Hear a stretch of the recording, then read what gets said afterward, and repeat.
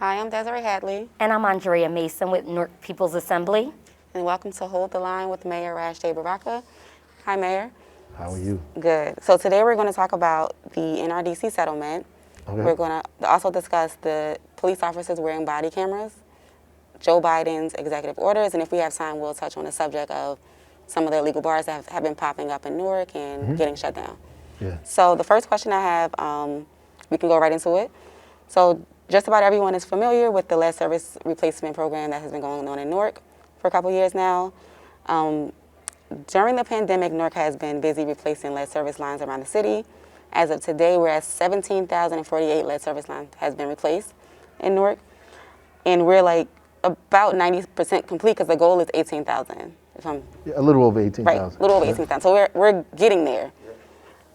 So recently, articles have been published about the NRDC settlement, and it's almost like they're taking credit for Newark taking the initiative of replacing these lead service lines.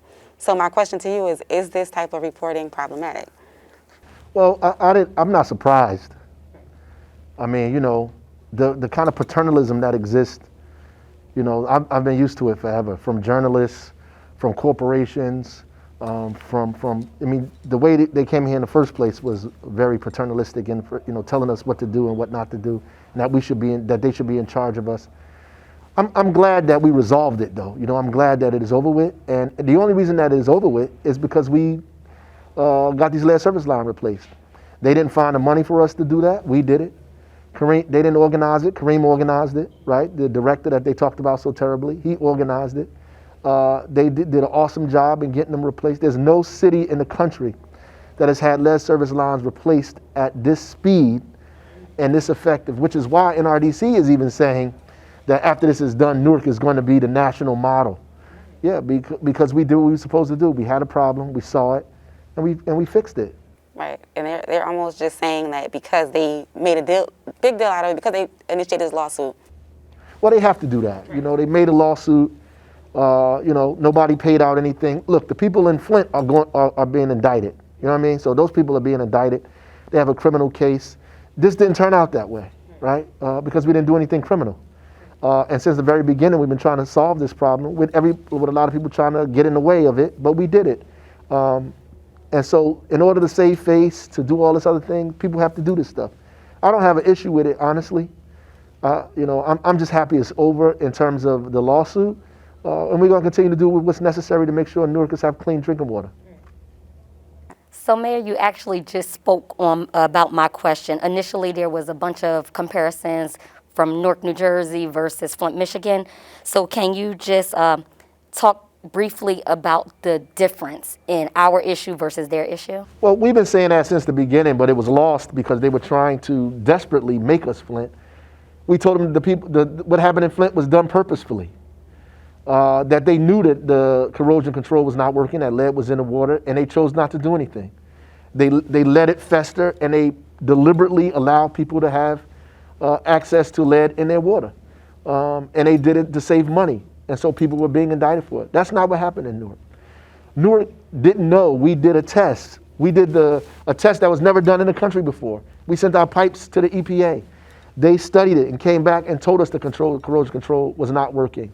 We immediately began to buy new corrosion control, to set it up, to invest in the water system, to pass out filters, to do everything that we needed to do to fix this, and find money to change lead service lines. So we worked very quick to try to get this thing resolved.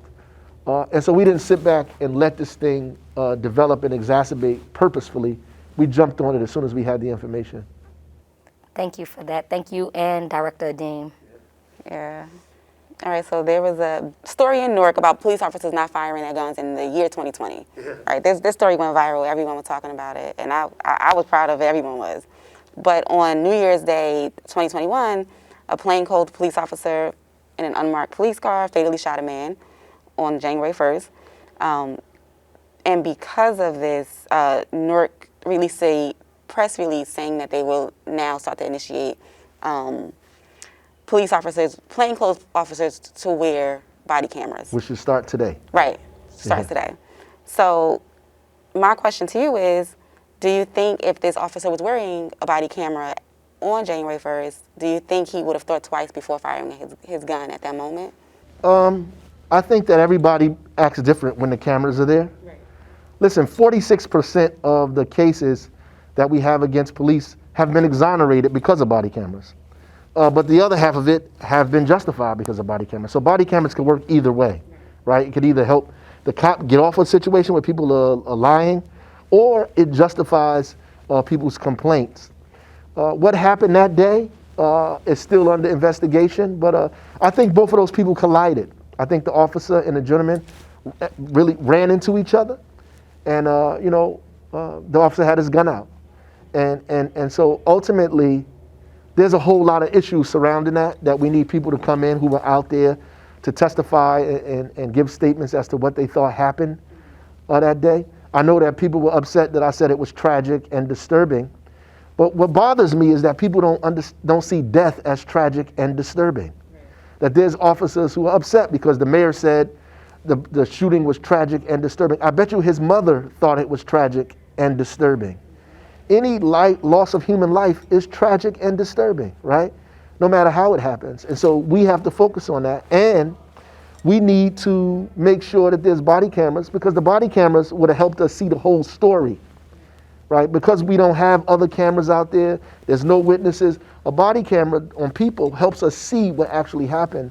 So we're not jumping to conclusions. So I'm not making statements that I shouldn't make, so the community don't feel some kind of way. And so the residents can get justice if it's deserved. We're going to move on to talking about President Joe Biden's executive orders.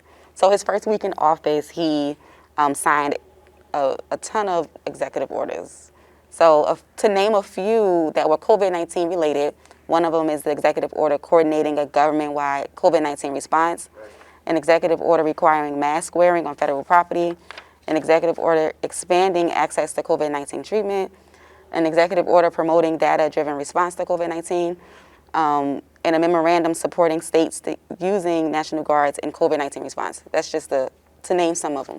So my question to you is, do you think this response, this immediate response to COVID-19 will help to move things along faster as far as fighting the virus that have been killing, so many Americans? Leadership is important. I believe it, that there needs to be a national direction to this.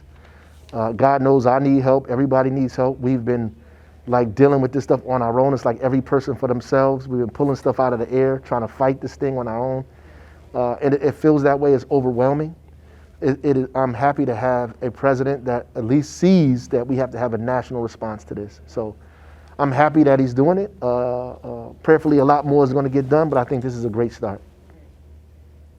So unfortunately, I haven't read any of the executive orders that were signed on Inauguration Day, but I've heard through the grapevine that there may be some forgiveness for student loans. Are you familiar with that, and do you support it? I absolutely support it. Wow. I haven't heard that. The latest I heard was the ending the contracts of private prisons, federal private prisons, which I thought was great. I think he's on a good is on a roll, obviously, and if that's one of them, that is much needed in this country. Absolutely. Another proclamation Biden signed during the first week was the proclamation pulling funds from the border wall. Oh, yes.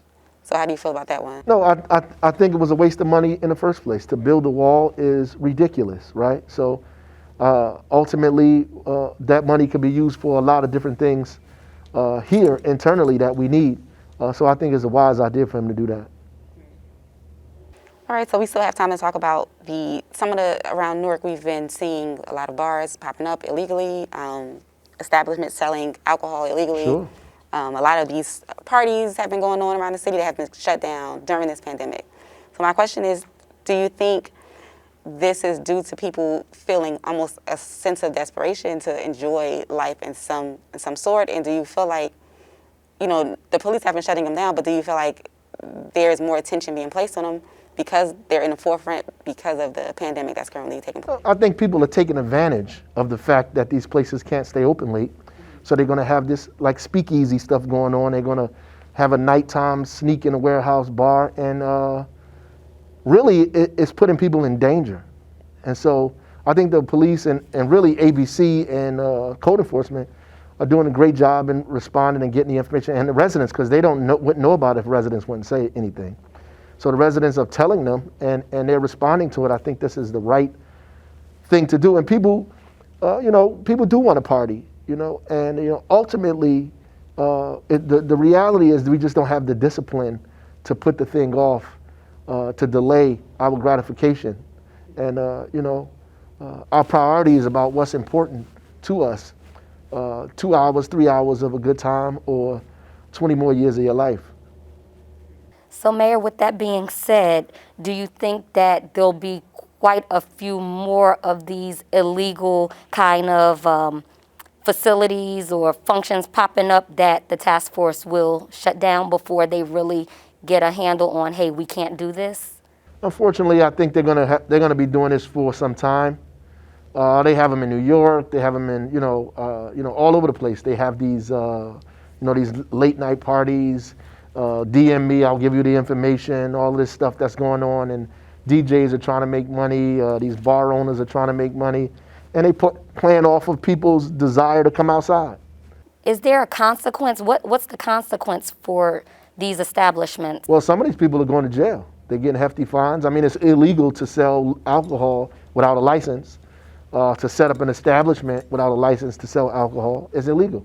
And you're going to get charged with the amount of alcohol that you have. You have $10,000, $200,000 worth of alcohol, then you get charged based on that.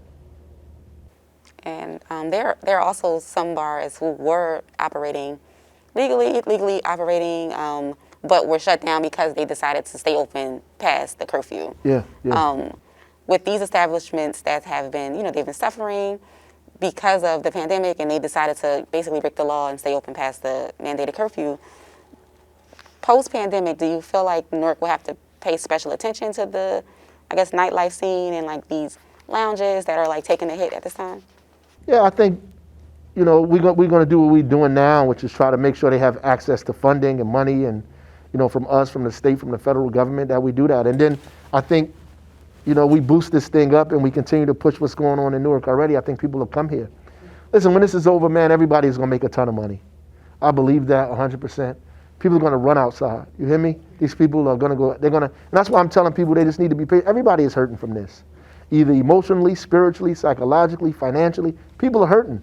And I know you're trying to be one of the ones that are not hurting, but it's hard, right? It's hard. Everybody, it's hurting. And, it's hitting you one way or the other. So I think when this is over, by the grace of God, and I believe it will pass, because this too will pass, that, look, you ain't going to be able to keep people out of your establishment once this thing ends.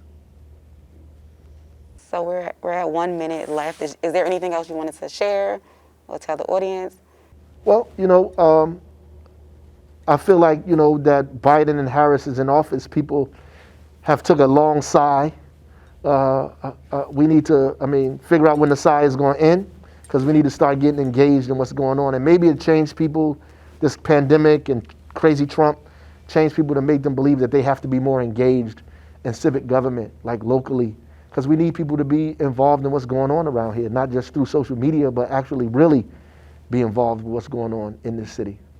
All right, Mayor. Well, thank you. That's all the time we have Thank you. for today. And thank you, everyone out there, for watching Hold the Line.